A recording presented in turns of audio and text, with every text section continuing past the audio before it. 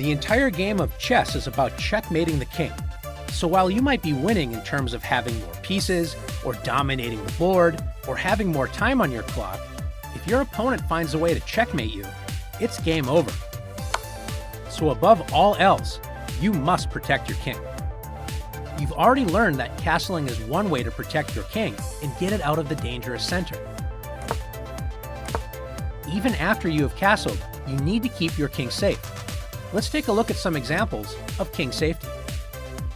In this position, black is in danger of being checkmated. Notice the weak dark squares around the king. White is ready to play queen g7 checkmate on the very next turn. How can black add a defender to the g7 square and avoid checkmate? Bishop f8. The dark squared bishop arrives just in time to prevent checkmate on g7 and attack the white queen. Let's take a look at another example. In this position, white decides to capture the knight on g6.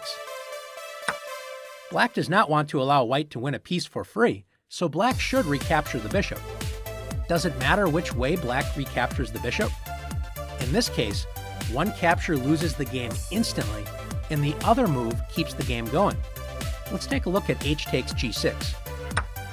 This move looks okay, but notice it opens up the h-file, and black is in big trouble. There are two pieces of white's, the queen and the rook, lined up on the h-file, and now that the h-file is wide open, checkmate is delivered on the very next turn. Let's take a look at the other capture and see if that would have been better. Black could have played f takes g6. Notice this doesn't open up any lines of attack against the black king, and also black's knight is protecting the pawn on h7, so the queen should not capture that pawn. Let's take a look at one more example together. In this position, black is threatening checkmate on the very next move with queen takes h2. How can white prevent this checkmate? Well, white could capture the knight with the queen, but that would result in white losing a queen for a knight. Not a good trade. In general, it is important to keep your pawns directly in front of the king, but sometimes you have to move a pawn forward in order to keep your king safe.